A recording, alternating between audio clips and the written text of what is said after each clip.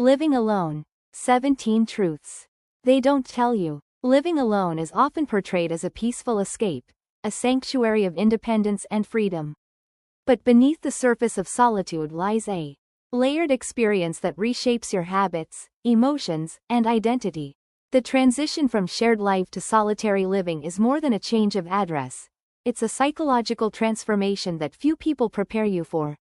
Here are 17 truths they don't tell you about living alone, explained in depth.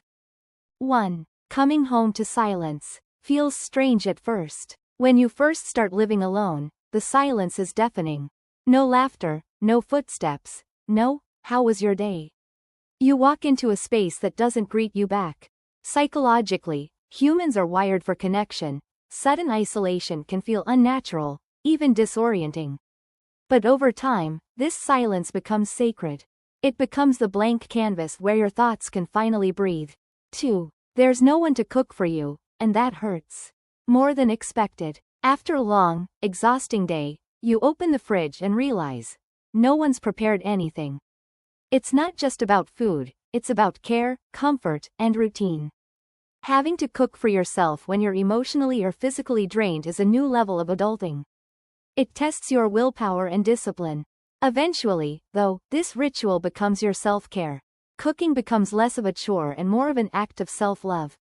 3. You'll start ignoring small repairs, then learn to fix them anyway. When something breaks, like a kitchen light, you face an inner debate.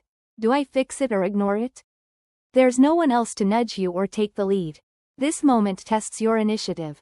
And it marks a transition from dependence to self-reliance. Over time, you learn how to fix things not because you want to, but because you must. And that sense of competence feels surprisingly empowering. Loneliness creeps in, but so does peace. When you want to talk before bed, there's no warm body to turn to, only a phone and a screen. At first, this stings. But then you realize, you can reach out, but you don't have to. You're not dependent on external validation to end your day peacefully. You learn to enjoy your own company.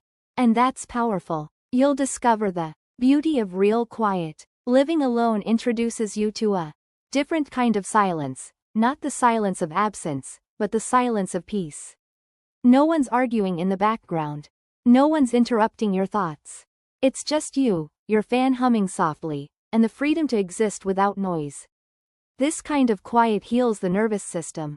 You can go days without speaking, and it's not always sad. Entire weekends may pass without a single conversation. While this sounds depressing to some, to others it becomes a form of meditation. You realize how loud the world is, and how rare it is to be able to hear yourself think. This solitude teaches you emotional clarity. You start designing a life that reflects your mindset. From the food in your fridge to the color of your curtains, everything is you. You're no longer adapting to someone else's preferences. You curate your environment to reflect your values, your goals, your style. This personal expression leads to a deep sense of identity ownership. Your home becomes a mirror of your inner world. You become a better cook than you ever expected. Necessity is the mother of invention, and hunger is the mother of cooking skills. As you experiment, fail, you learn the manual skills you used to outsource. From fixing a clogged toilet to installing a new lamp, these weren't things you thought you'd enjoy. But you dance like nobody's watching. Because no one is. This isn't just a metaphor. You literally dance freely, sing off-key, and wear mismatched clothes. With no audience to impress or censor you, your authentic self comes out. This unleashes creativity and joy you never knew you needed. Music fills the silence, and it sounds better than ever. Music becomes your companion. It fills the emotional gaps and energizes your mornings.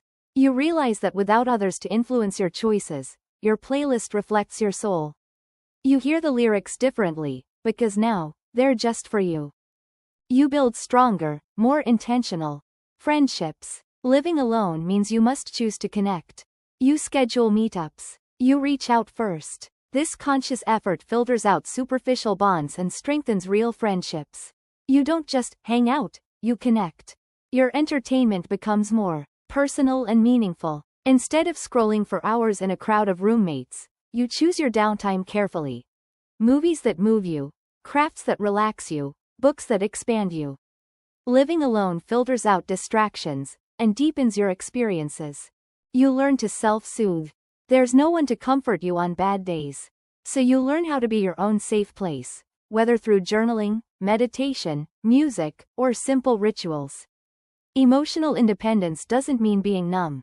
It means knowing how to navigate your storms without drowning.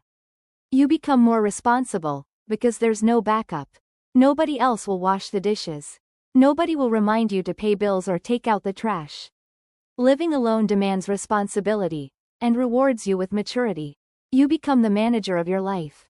You learn what you truly want, without outside influence, without someone else's opinions shaping your choices. Your true desires emerge. What do you like to eat?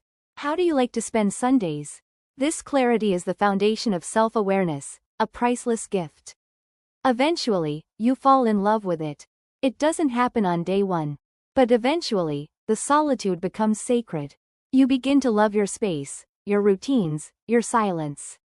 Living alone no longer feels like a challenge, it feels like freedom. And one day, without even realizing it, you've become your own best companion. Final thought. Living alone isn't just about being by yourself, it's about meeting yourself. In the silence, the responsibilities, the small victories and the long nights, you discover who you truly are. And that's something no one can ever take away from you.